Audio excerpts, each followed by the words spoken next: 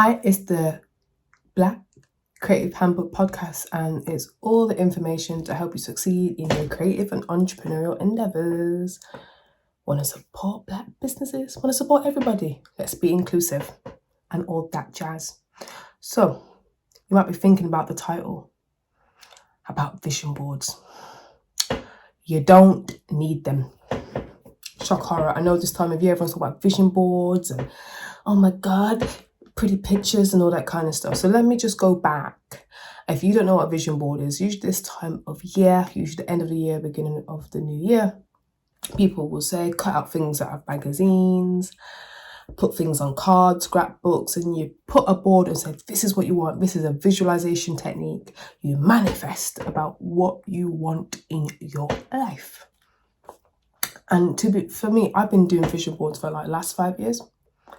Has anything on my vision board come true? No. Not even if I look at it, it's going to come true. So I've got really disheartened for this year. I'm not going to do a vision board. It don't work. So let me put a bit of a caveat to it. Vision boards don't work on its own. On its own. Okay? You have to put something behind it. The strategy, the tactics of how you want to get there. So if you think you do a vision board party and you'd be like kikiing, like ha ha ha, oh my girl, and drink your masomas, whatever you drink, Prosecco, or you drink your beers, your red stripes if you're a guy, I don't know what gender neutral beverage you want to drink. What I want to talk to you about today, no to the vision boards, is the actions behind the vision. That's what we're going to talk about to make you very equipped. I have some notes because I want to make sure that I get it. Now, what is really important, also, I don't want to go into the format, how it looks, because we're all creative. We're all solution-focused, strength-based, and we need to look at things which work for you. So I'm going to give you the elements and the principles, and you find out what format you want to do it. You want to put it on like a board, not vision board. If you want to put it on paper, digital, do your thing. But these are really things what you need to look about, which is not a vision board. So number one, a needs assessment. Sounds a bit clinical, a needs assessment, isn't it? It's not. Or maybe it is. It's clinical for you. You need to figure out, do an analysis. What are your needs? So let me give you an example. So for me, when I did my needs assessment, for my business and my creative practice and my personal life, I'm like, okay, what do I need to do? What skills am I missing? I might need to bump upon my Excel skills. Yay. Excel saves lives, okay? I got to brush up on my Excel skills and learn new formulas and stuff to do things quicker. Learn my accounting software. This needs, I need to do it because I need to know where my money is going, where it's going, and where it's coming. And then with the needs assessment, you could do it in a table. You could figure out what is the resources, how much time, investment, money, people, all those things you need to get those action realized or benefit realized. Needs assessment. The second thing, it kind of goes with the needs assessment, but it's more of an extension, a more fully round thing. It's like an evaluation of your life. I know it sounds scary, evaluation of your life. No, we don't work in silos. We're a human being. There's so much stuff in our lives, like our family, spirituality, if you're spiritual, religious, your skills, your mental health, your physical health, your love life. All that comes into play, as a human being. And, if one tanks, it can affect the other parts of your life. So it's trying to get as much balance as you can and keep those plates spinning and spinning.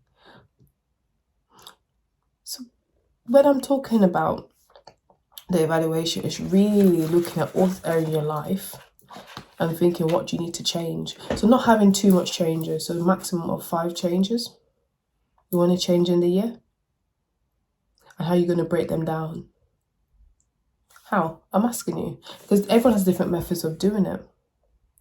What I've learned It's not to do a lot of things. Make sure I do a few things really, really well in this evaluation. So, for instance, because of my upbringing, don't go into it. You don't need a little small violin to hear about upbringing and stuff like that. However, there's things in my life which is missing, which I feel like builds on the foundations of my spirituality. Because when things don't go wrong, when things go wrong, I want to make sure that I have the tools and the reassurance to go over these adversities, and I look at different things to help me to get through them. And that's really important. You might think, oh God, is this a religious channel? I'm not really religious per se, but spirituality, I'm really looking into that.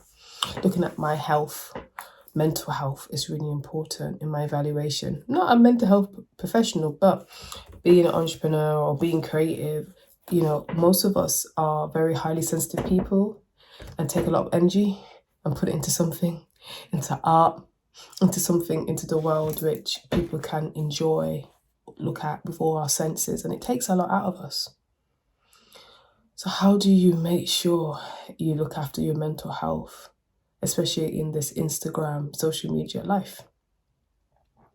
And one thing I'm going to do is like building lots of rest, because sometimes I work myself to the bone and then crash and burn and then get sick and stuff like that, and I'm like, I'm getting too old for this. I'm getting too old. So that's very important when evaluation. So you look at all areas of your life and think about what you need to change or what you need to build up on. Sounds a bit depressing, and like, look, you need to change. Hey, if you feel to change or you want to build on something, you want to carry on doing something, it's up to you. But these are just suggestions. Another thing which is really good, which is the third point, is about your routine. Now, I like routines, but they're important. And I had to succumb. I thought, I've always done better when I had a routine, which I stick to, because I don't have to worry about filling in time and doing stuff.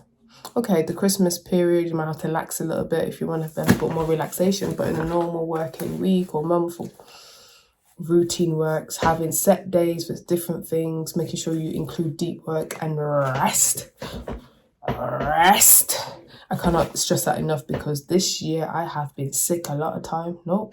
With COVID and other stuff, and it's just like I haven't been so sick in so much, and recovering from the sickness is just long. Anyway, that's not my personal story, but I'm just trying to tell you how rest is so important to recovering and having a clear mind. The fourth thing I really want to hone in, because can be very task orientated, but the fourth thing, the final thing, which is not a vision board, is thinking about how you can be more strategic. Thinking on a higher level, not to firefight and be reactionary. I can be very reactionary. I'm like, oh, what's that? I want to do that. Oh yeah, I want to do that because that looks nice and that looks creative. I just want to drop this project. No. If you have your vision, not vision board. If you have the tactics and strategies to get you to the next level, the roadmap, stick to it. Trust your plan. You might get anxiety, like, oh, why should I do this? Why should I do it? No, trust your plan. Your strategy, the more details you put in your strategy, you put things on paper, that will decrease the fear. It will strengthen your confidence and decrease the fear. And I'm like, I don't want to write a business plan. I don't want to do it. I'm just going to freestyle it. I'm going to do.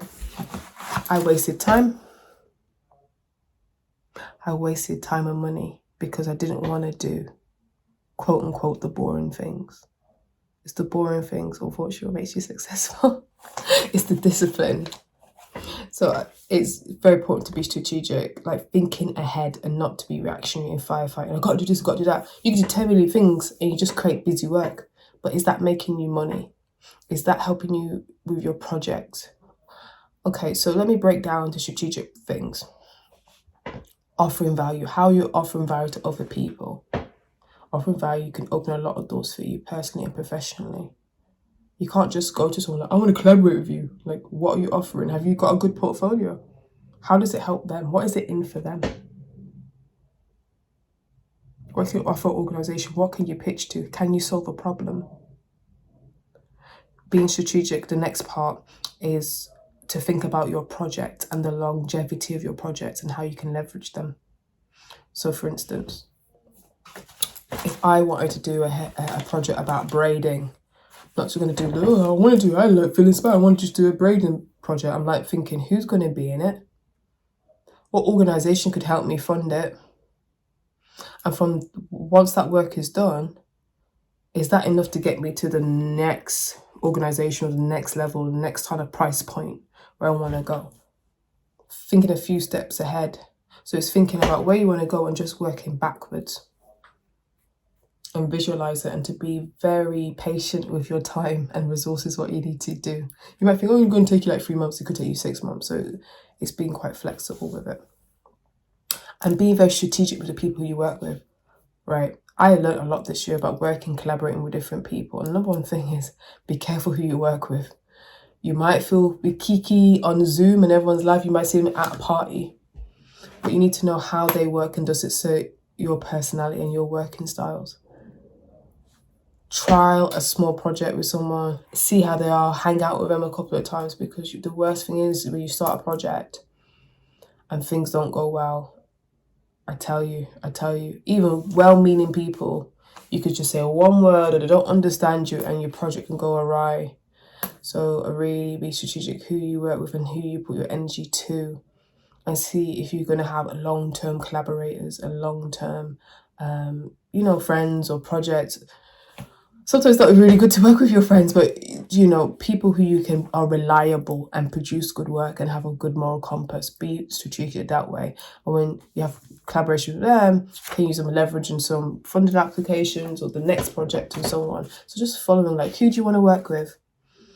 I'll give an example. You want to work with Kanye, like, very unlikely you're going to work with Kanye. Not step on your dreams. Very unlikely you're going to work with Kanye right now. So who is the person a bit lower level than Kanye? I'll make it up who's lower level than Kanye. I don't even follow Kanye too much. I don't know. Lil Nas X. That's the only person I can think of. Okay, I want to work with, but I can't really work on. I can't work with him. Who's lower down? Who's Jody Radical? He's in England. That's more reachable. Jody Radical doesn't want to work with me. Who's lower down than that? You look on Spotify, you go down, and then you work your way up.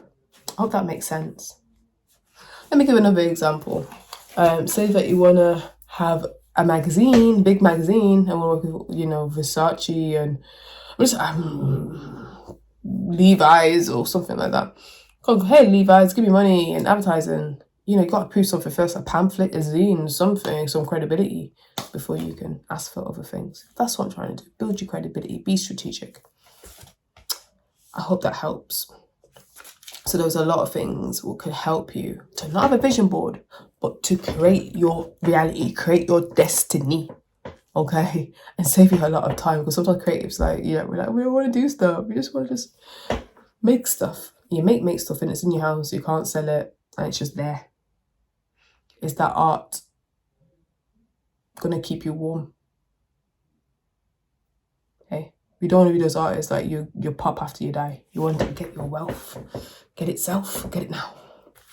So evaluate. So the first thing I said was the needs assessment, looking at the needs you have in your life. Then it was evaluation. And then making sure you have rest. And looking at being super strategic. So the planning, it all starts now. And what's really helpful, I forgot to say for the strategic, writing down all the steps. It can be a lot in your head. You might think, okay, how to make a magazine? Yeah, you just need to buy some paper and some photographs and put it together and bind it. But there's so much steps. Write the steps down, each step to get there, knowing the critical path, and work there, understand all the flows and the processes. I hope that's really useful. You might think, I know this already, but I'm surprised talking to the community how many people do not think about these things and just carry on doing what they're doing. And I think there's a saying, I think it's Einstein, you do so much things at the same time, that's like insanity. And you're too good. You're too good to be insane and doing things that don't work for you. You're too good. So hopefully see you at the next episode. Support the channel. We have Patreon. Thank you for the Patreon supporters. Thank you for people who are, who contact me. Give a review. Just let us know how we can do the podcast better. I really do appreciate you. So thank you so much. And I hope you have a great 2021 and a great 2022. All right, take care. Bye-bye.